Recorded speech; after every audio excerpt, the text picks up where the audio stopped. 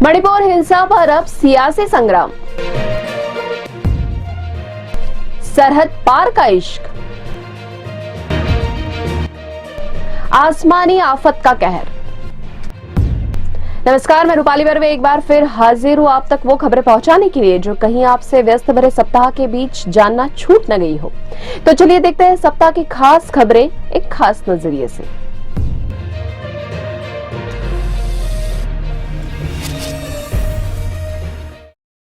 मणिपुर हिंसा को करीब 3 माह का समय हो चुका है। अब यह मामला सियासी जंग में तब्दील हो गया है। विपक्ष इस मामले में सरकार के खिलाफ अविश्वास प्रस्ताव का नोटिस दे चुका है, जिसे लोकसभा अध्यक्ष ने स्वीकार कर लिया है। हालांकि मणिपुर लेकर संसद में लगातार हंगामा जारी है। विपक्ष अविश्वास प्रस्ताव पर तुरंत चर्चा की मांग पर अड़ा हुआ है। माना जा रहा है कि 7-8 अगस्त को लोकसभा में मणिपुर हिंसा पर चर्चा हो सकती है।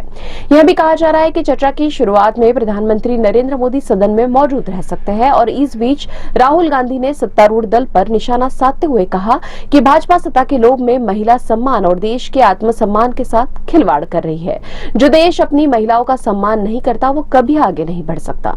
3 मई से जारी मणिपुर हिंसा में 150 से ज्यादा लोगों की मौत हो चुकी है, जबकि करीब 500 लोग घायल हो चुके हैं। 13 जून को एक दिन में ही 9 लोगों की मौत हुई थी। राज्य में 5100 से ज्यादा आगजनी की घटनाएं हुई, जबकि 252 लोगों को गिरफ्तार किया गया। हिंसा के विभिन्न मामलों में 6065 मुकदमे दर्ज किए गए हैं। हालांकि राज्य में फिलहाल शांति है, लेकिन दोनों समुदायों के बीच तनाव बरकरार है। इस बीच महिला अत्याचार से जुड़ा मामला सीबीआई को सौंप दिया गया है। केंद्रीय एजेंसी ने अभी तक 6 एफआईआर दर्ज की है, लेकिन किसी की गिरफ्तारी नहीं की है। 4 मई की घटना के लिए पुलिस ने अब तक 7 लोगों को गिरफ्तार किया। यह भी कहा जा रहा है कि केंद्र सरकार मेतई और कुकी समुदायों के बीच समझौता कराने का प्रयास कर रही है। हाल ही में विष्णुपुर और चूराचांदपुर जिलों में सुरक्षा बलों से मुठभेड़ में 3 उपद्रवियों की मौत हो गई। इस बीच पूर्व सेना प्रमुख जनरल एमएम नरवणे ने कहा कि मणिपुर हिंसा में विदेशी एजेंसियों की संलिप्तता से इनकार नहीं किया जा सकता। सीमावर्ती राज्यों में अस्थिरता देश की समग्र राष्ट्रीय सुरक्षा के लिए अच्छी नहीं है। उन्होंने कहा कि मणिपुर के विद्रोही समूहों को चीन की मदद मिल रही है। दूसरी ओर मणिपुर हिंसा का विरोध 7 समंदर पार लंदन में पहुंच गया है। The women of north east India support network नामक संगठन से जुड़े पुरुष और महिलाओं ने यहां भारतीय उच्चायोग के समक्ष मौन प्रदर्शन किया। प्रदर्शनकारियों ने पार्लियामेंट स्क्वायर से जुलूस निकाला, जो संसद भवन परिसर के सामने स्थित महात्मा गांधी की प्रतिमा के समक्ष खत्म हुआ। इश्क न जाति देखता है और न ही धर्म। प्यार को सरहदों में भी नहीं बांधा जा सकता। इसका ताजा उदाहरण है राजस्थान की अंजू और पाकिस्तान की सीमा हैदर। सीमा पाकिस्तान से सरहद पार करके हिंदुस्तान आई है, जबकि अंजू अपने फेसबुक फ्रेंड से मिलने भारत की सीमा लांघकर पाकिस्तान पहुंच गई। कहा जा रहा है कि उसने खैबर पख्तूनख्वा में अपने प्रेमी नसरुल्लाह से निकाह भी कर लिया है। उसका निकाहनामा पाकिस्तानी मीडिया और सोशल मीडिया की सुर्खियों में बना हुआ है। अंजू का एक फोटो वायरल हो रहा है जिसमें वो बुर्का पहने हुए है और नसरुल्लाह तथा अन्य लोगों के साथ खाना खा रही है। ममता का गला घोटकर पाकिस्तान जाने वाले अंजू के 2 बच्चे हैं, जिन्हें मां की कमी खल रही है। इस बीच अंजू के पति अरविंद ने कहा कि उनकी बेटी ने अंजू को अपनी मां मानने से इनकार कर दिया। उन्होंने यह भी कहा कि अगर बच्चे उसे स्वीकार करते हैं तो वह उसके साथ फिर घर बसाने के लिए तैयार है, अन्यथा नहीं। हालांकि अरविंद का कहना है कि कानूनन अंजू अब भी उनकी पत्नी है, क्योंकि उनका तलाक नहीं हुआ है।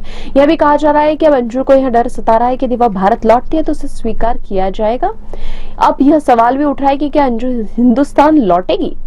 दूसरी ओर नेपाल के रास्ते अवैध रूप से भारत आई सीमा हैरत की सच्चाई जानने के लिए एजेंसियां जुटी हुई है। जांच एजेंसियां उसके कराची कनेक्शन भी खंगाल रही है, क्योंकि एजेंसियों को सीमा के बयानों पर भरोसा नहीं हो रहा है। यूपी एटीएस सीमा से 2 बार पूछताछ कर चुकी है। जल्दी उसकी सच्चाई सामने आने की संभावना है।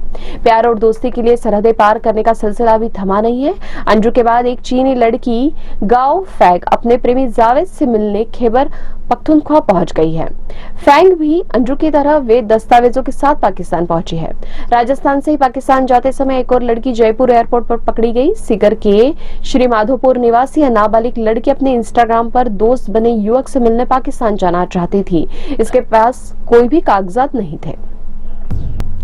कई राज्य आसमानी आफत से त्राही त्राही कर रहे हैं। महाराष्ट्र, गुजरात, उत्तर प्रदेश, तेलंगाना, राजस्थान आदि राज्यों में भारी बारिश के चलते लोग परेशान हैं।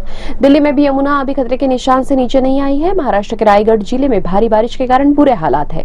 जिले के उरण, अलीबाग, पनवेल और मुरड़ में भी भारी बारिश हुई। अधिकारियों के मुताबिक प्रमुख नदियां कुंडलिका, अंबा और पातालगंगा खतरे के निशान से ऊपर बह रही है। जिले में बीते 10 दिनों में भारी वर्षा से 341 घरों को नुकसान पहुंचा है। मानसून की शुरुआत के बाद से करीब 7,000 से ज्यादा लोगों को सुरक्षित स्थानों पर भेजा गया है। मुंबई को पेयजल आपूर्ति करने वाली 7 झीलों में पानी का स्तर बढ़ गया है। शुक्रवार की सुबह तक इन झीलों में कुल क्षमता का 68% तक पानी भर गया और 4 झील पूरे उफान पर है। गुजरात के दक्षिणी और मध्य क्षेत्र के विभिन्न इलाकों में भारी बारिश का दौर जारी है। छोटा उदेपुर जिले के बोदेली तालुका और दक्षिण गुजरात के सूरत जिले के बारदोली तालुका के विभिन्न इलाकों में जल भराव हो गया है, जिससे लोगों को काफी मुश्किलों का सामना करना पड़ा। भारत मौसम विज्ञान विभाग के मुताबिक छोटा उदेपुर, पंचमहाल, दाहोद, वडोदरा, भरूच और वलसाड़ जिले में अलग अलग स्थानों पर भारी से बहुत भारी वर्षा की संभावना है। दक्षिणी राज्य तेलंगाना के मुलुगु जिले में मूसलाधार बारिश के कारण आई बाढ़ में 8 लोग बह गए। सभी के शव बरामद कर लिए गए हैं। यूपी के मथुरा में भी मूसलाधार बारिश के चलते सड़कें तालाब में तब्दील हो गई। बच्चे सड़कों पर तैरते नजर आए। राजस्थान के कई इलाकों में तेज बारिश हुई। अब खबरें संक्षेप में। ईडी निदेशक संजय मिश्रा को मिला 15 सितंबर तक सेवा विस्तार। सुप्रीम कोर्ट ने की सरकार पर तीखी टिप्पणी। विपक्ष ने भी उठाए सवाल। भारतीय विज्ञान संस्थान और निगाता विश्वविद्यालय जापान के वैज्ञानिकों ने हिमालय में 60 करोड़ वर्ष पुराने समुद्री जल की खोज की। Trade union leader doctor Datta Samant murder case में गैंगस्टर छोटा राजन बरी। 26 साल बाद आया फैसला। 11वां पी मामले में इलाहाबाद हाई कोर्ट ने फैसला 3 अगस्त तक के लिए सुरक्षित रखा। तब तक परिसर में सर्वे पर जारी रहेगी रोक। ये थी वेब दुनिया की खास पेशकश WD नाउ। आपका आने वाला हर दिन शुभ हो, इसी कामना के साथ मुलाकात होगी अगले सप्ताह की सुर्खियों के साथ। तब तक के लिए नमस्कार।